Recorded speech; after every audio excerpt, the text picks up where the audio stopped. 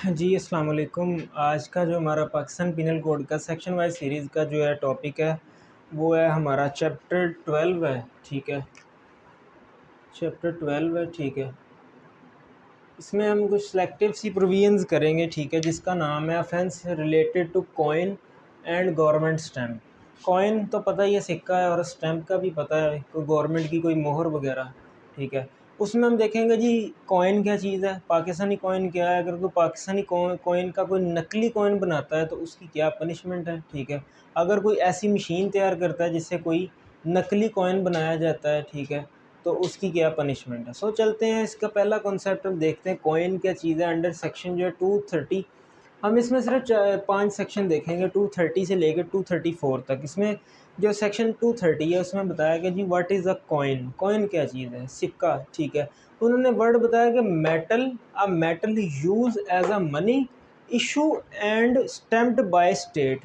अब देखें, कॉइन है तो स्टेट ही आपको जारी करती है, आप खुद से तो बना नहीं लेते। जो खुद से बनाएंगे वो तो फिर ज़ाहिर सी बात है, उसको तो आप चला ही नहीं सकते किसी जगह पे, ऑथेंटिसिटी होगी ही नहीं। पाकिस्तान में कोई सिक्का है, कोई 1 रुपये का, 2 रुपये का या 5 रुपये का, वो इशूड बाय गवर्नमेंट है। वो किस पे मुश्तमिल है, एक मेटल पे है, ठीक है। वो किसी मेटल का भी हो सकता है, ठीक है। आज से अगर पिछले ज़माने में भी चले जाएं तो कोई गोल्ड का तब चलते थे या चांदी वगैरह के चलते थे, लेकिन इस ज़माने में कॉपर वगैरह के, ठीक है।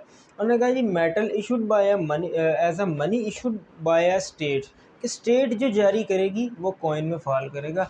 अगली इसी सेक्शन में उनका जो सेकंड पार्ट है उसने वहाँ पर जिक्र कर दिया है पाकिस्तानी कॉइन। पाकिस्तानी कॉइन क्या होगा जी, सिंपली अगर मैं कहूँगा जी वर्ड या स्टेट का हटा के पाकिस्तान लिख दें, ठीक है, तो यहाँ पर पाकिस्तानी कॉइन बन जाएगा। कि उन्होंने कहा है जी a metal use for a money issued and stamped by the government of Pakistan is called a coin. इस चैप्टर में देखें, अब आप जो हमारे पाकिस्तान में कॉइन जो भी आता है वो issued by state bank. State bank किसके अंडर है, गवर्नमेंट के अंडर है। सो उसको हम कॉइन का नाम देंगे। ये कॉइन ओवरऑल बात की गई है, ठीक है, किसी भी कंट्री का हो सकता है, लेकिन पाकिस्तानी एक स्पेसिफिक कंट्री का कॉइन है।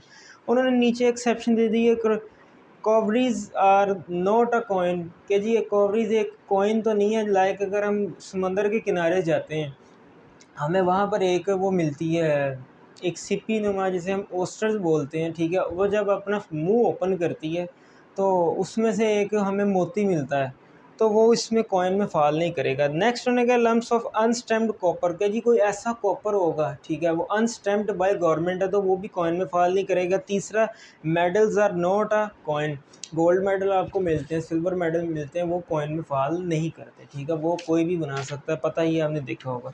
नेक्स्ट जो सेक्शन है, सेक्शन 231 जो है इम्पोर्टेंट है। हमने वर्ड एक पढ़ा था जी, counter fitting.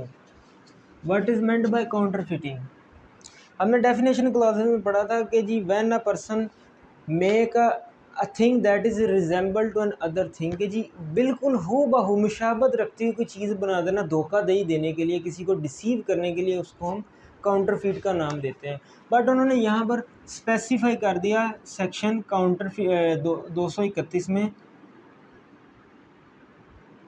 काउंटरफीटिंग, counterfeit coin, coin के साथ काउंटरफीट करना। हाँ जी, बड़ा सवाल।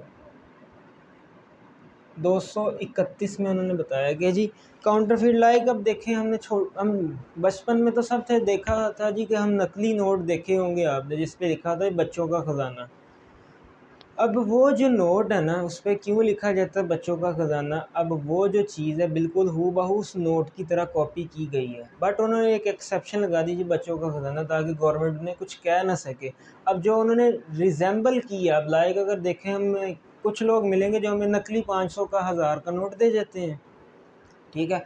क्या है जी, उन्होंने खुद तैयार किया है, लगता वही है, लेकिन जब हम उसकी तार वगैरह देखते हैं तो वो उसमें होती ही नहीं है, ठीक है, तो वो नकली नोट में फॉल करेगा। तो उसने जो वो नोट बनाया है वो काउंटरफीट में फॉल करेगा, कि धोखाधड़ी के लिए आपको धोखे से वो दे गया है, ठीक है। सो काउंटरफीटिंग मतलब धोखाधड़ी। उन्होंने इसमें पनिशमेंट दे दी कि हु एवर काउंटरफीट्स और knowing perform any part of process of counterfeiting coin shall be punished with imprisonment of either description which may extend to 7 years। इस सेक्शन के तहत जो बंदा कॉइन की काउंटरफीट करेगा उसको 7 ईयर्स तक की जो इम्प्रिजनमेंट ग्रांट की जाएगी, इम्प्रिजनमेंट अवार्ड की जाएगी, और फाइन या ये दोनों चीज़ें इकट्ठी भी हो सकती हैं, ठीक है। सो नेक्स्ट सेक्शन इसी से मिलता जुलता है, बट उसमें उन्होंने वर्ड यूज़ कर दिया काउंटरफीट टू पाकिस्तानी कॉइन।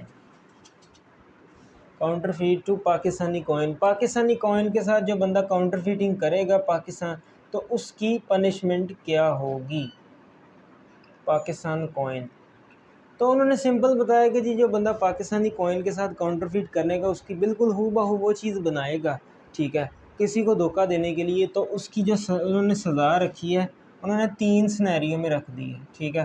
पहली है लाइफ इम्प्रिजनमेंट, अंडर सेक्शन 232। उन्होंने कहा जी लाइफ इम्प्रिजनमेंट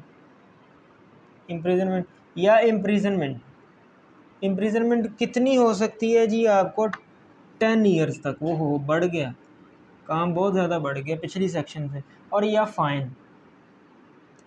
फ़ाइन और ये इकट्ठा भी हो सकता है, या ये दोनों सज़ाएँ इकट्ठी भी हो सकती है, ठीक है। सो ये सिनेरियो था। नेक्स्ट सेक्शन जो है इससे मिलता जो वो है कि मेकिंग और सेलिंग इंस्ट्रूमेंट फॉर काउंटरफीटिंग कॉइन, कि जी कोई बंदा ऐसा इंस्ट्रूमेंट, ऐसी मशीन तैयार करे, ठीक है, या बेचे जो कि कॉइन की काउंटरफीटिंग में काम आए, तो उस बंदे के लिए उन्होंने ये पनिशमेंट बयान की है। उन्होंने कहा जी 3 ईयर तक उसकी इम्प्रिजनमेंट है और फाइन है।